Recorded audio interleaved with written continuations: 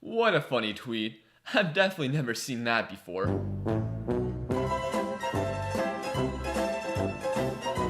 The 2018 FIFA World Cup. It felt like it just begun, and now it's all wrapped up. Whenever these special sporting events come by, they bring a bunch of excitement. Unfortunately, when it's done, it's a little emotional, mostly because you've had a good time watching it, and it only comes once every 4 years. This World Cup was enjoyable to me. At times, the quality was not the best, but like I mentioned in an earlier video, if you want to watch the best quality, there's the Champions League, but the World Cup brings something special to this sport. The final didn't go in the way many people thought, conning the referee, a little bit of luck, some poor goalkeeping, and good defending led France to the trophy. The score of 4-2 was flattering for France, as I don't think they were superior to Croatia. However, the amount of shots on target for Croatia were low, plus France's solid defending led to very little clear chances for Hrvatska.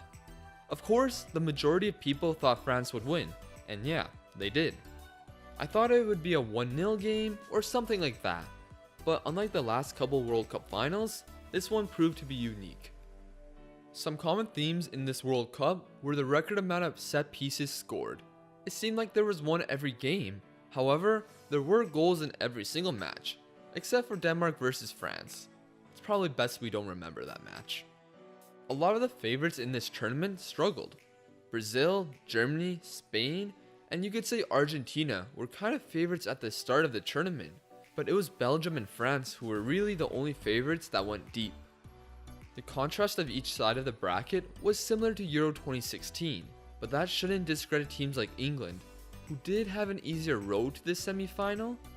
In my opinion though, that just shows how many of the other teams did struggle. You can't blame England for having an easier road when Germany finished last in their group. Many people would have had Germany versus England in that quarter-final match instead of Sweden, but Sweden showed up. Croatia did have an easier road on paper than France, but you can't blame Croatia because Russia beat Spain. You can only play whoever is in front of you, and when the so-called favorites don't show up, then what are you going to tell the other teams? Oh, you were lucky to get to this spot. No, they beat who they were supposed to, and not many teams in this World Cup can say that. Now let's get a little less serious and talk about some World Cup memes. There was the "It's Coming Home" memes, and they were pretty funny, but like most dead memes, it got played out. There were many about Putin, with the main one I remember from the Spain game. There was a penalty shot for Spain late in the match, and the ref didn't give it. Then people posted a photo of Putin on the phone and having a caption like, "You can let their family go," or just having a picture of Putin on the VAR screen while the ref was checking. We could get into the umbrella ones, but I'm still waiting for mine. We can't forget about Diego Maradona, although I was worried about him half of the time, but he still provided a good laugh, whether intentional or not. Finishing off World Cup meme review. Who else but Neymar? Neymar didn't make himself look very good, and the internet didn't help with that. To make matters worse, he probably got this message from Mbappe on Sunday. On to VAR, which was something that many people were worried about at this World Cup. It wasn't perfect, but I thought it did a good job, but there were some problems with it obviously. As long as they only use it for clear and obvious mistakes, offsides, and make it quicker to get it checked, VAR will transition into the game flawlessly like goal line technology.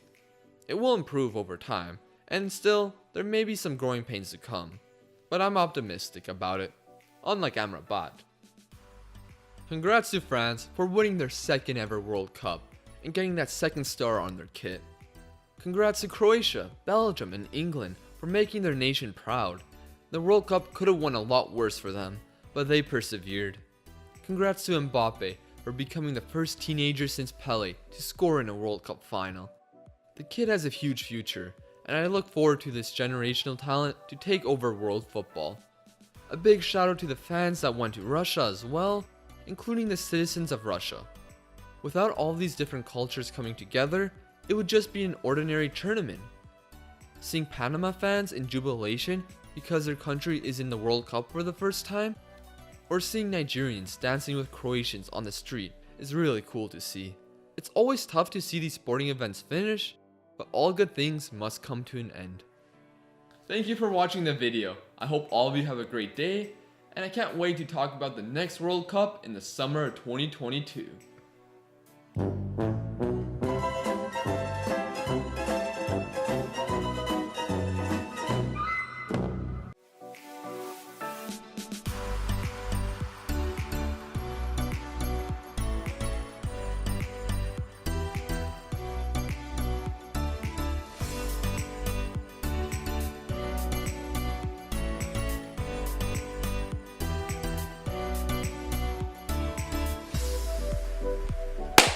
No, they beat who they were. Oh wait, there's the camera.